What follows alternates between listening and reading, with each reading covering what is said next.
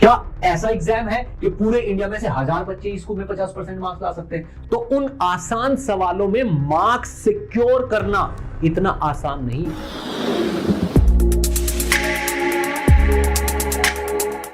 Hello बच्चों, कैसे हो आप? आई होप पढ़ाई आपकी अच्छी चल रही होगी।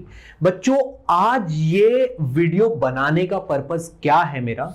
सच्चाई से रूबरू कराना है, ठीक है ना। Reality of IIT JEE.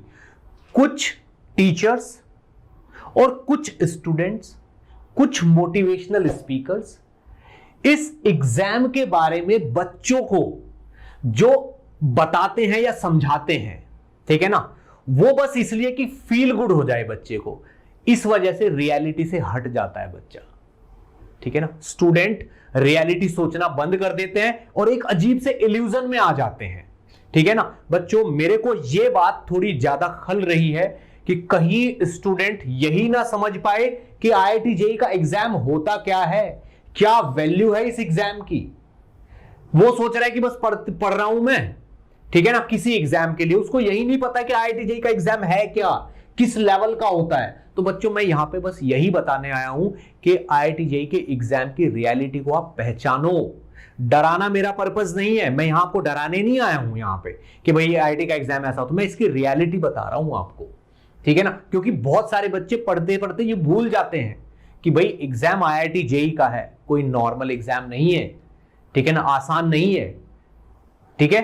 World का ऑलमोस्ट टफेस्ट एग्जाम है ये इस 12th क्लास के बाद, ठीक है ना। इसलिए इसको पहचानो। आप इसको अगर फील कर जाओगे ना कि एक्चुअल में आईआईटी जेईई का एग्जाम है क्या, किस टाइप का लेवल होता है, कैसे सवाल आते हैं, क्या माइंडसेट चाहिए इसमें, वो सब अगर आप फील कर लोगे ना एक बार, तो आपको पता चल जाएगा कि आपको किस लेवल पे पढ़ाई करनी है, कैसे सवाल करने हैं आपको, कितना अच्छे से टाइट होके बैठना है पढ़ते टाइम, लूज नहीं रहना, ठीक है ना, फटाफट चीजें निपटानी है, पढ़ाई पे लग जाना है। ये सारी चीज आपको समझ में आ जाएंगी अगर आपको रियलिटी पता चल गई आईआईटी जेईई की। तो बच्चों, अब मैं आपको वही बताने वाला हूं।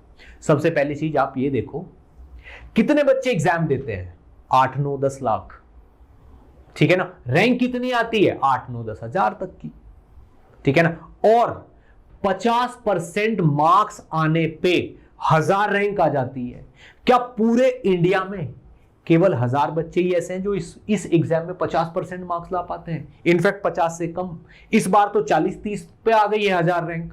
क्या ऐसा एग्जाम है कि पूरे इंडिया में से 1000 बच्चे इसको में 50% मार्क्स ला सकते हैं? तो बच्चों, ये एग्जाम ऐसा ही है, ये ऐसा ही है। ये इल्यूजन में आप मत रहो। ये बहुत अच्छा खासा एग्जाम होता है, बढ़िया सवाल आते हैं, मुश्किल मुश्किल क्वेश्चन आते हैं, ठीक है ना। कोई भी कहता रहे ना बेटा आसान आसान सवाल आते हैं, तो आप तो ये करते रहो, नहीं है ऐसा।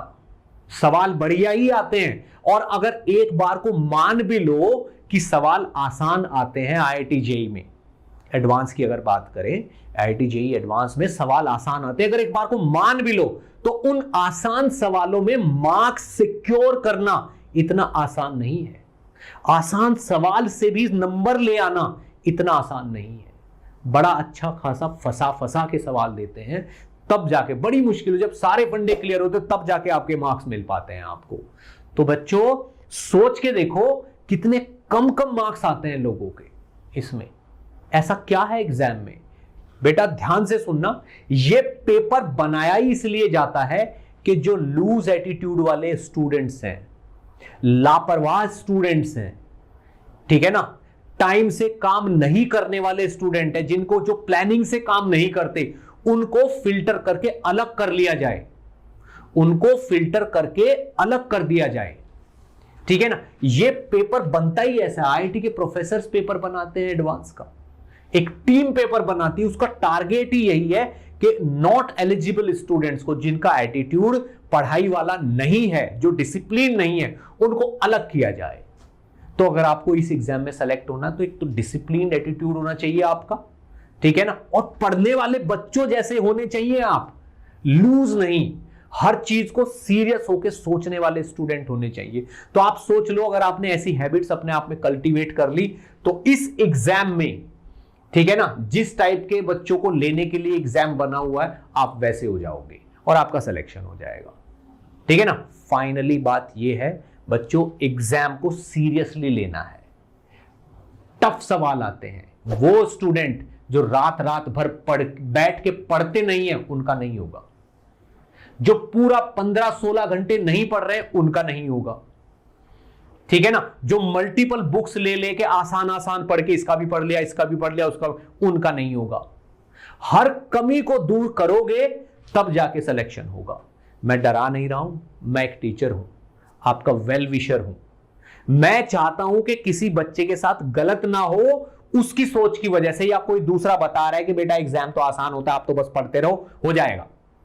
ऐसा नहीं है, पूरा सोच समझ के स्मार्ट स्टडी करनी पड़ेगी, क्योंकि 24 घंटे ही ऊपर वाले ने दिए सबको उसी में करना है सब कुछ। तो आप अपने 24 घंटों को कैसे यूज कर रहे हो अवेयर हो जाओ। और आज मैं वीडियो इसलिए बना रहा हूं क्योंकि अभी टाइम है, अभी सुधरोगे तो पेपर अच्छा कर पाओगे, सीरियस हो जाओगे तो अभी टाइम है कि अब सीरियस होगे तो बढ़िया स्कोर कर लोगे। अगर 1-2 महीने और गुजर गए ना तो फिर मैं ऐसा वीडियो बनाऊंगा कि बच्चों बस पढ़ते रहो सब बढ़िया हो जाएगा, बस इतना कर लो उतने मार्क्स आ जाएंगे। क्यों? क्योंकि जब पेशेंट की हालत बहुत ज्यादा खराब होती, पता है कि बचेगा ही नहीं, तो उसको कंसोल ही करते हैं कि यार चलो पढ़ ही लो कर ही लो।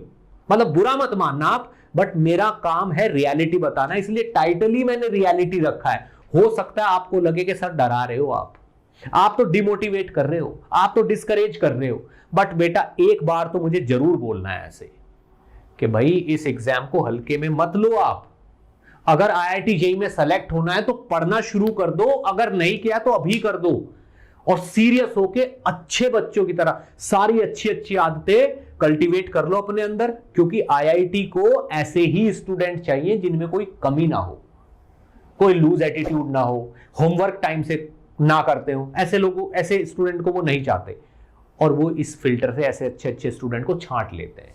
ठीक है बच्चों, तो बेस्ट ऑफ लक, ठीक है ना, पढ़ते रहिए। I am always with you. सच्चाई बताना मेरा काम था, आगे आपको खुद सोचना है और आंखें खोल के काम करना है। ठीक है बच्चों, best of luck, thank you.